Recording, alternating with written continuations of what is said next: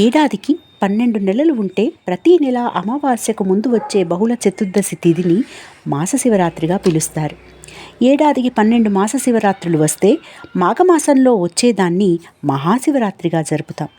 శివపురాణం ప్రకారం ఈ తిథి నాడే జగన్మాతను పరమేశ్వరుడు వివాహమాడాడుట. అలాగే ఈ తిథి నాడే శివుడు అవతరించాడనే కథ ప్రాచుర్యంలో ఉంది. ఈరోజు ఉపవాసం ఉండి ప్రదోషవేళ శివుణ్ణి పూజించడం వెనుక ఒక కారణం ఉందని చెబుతారు.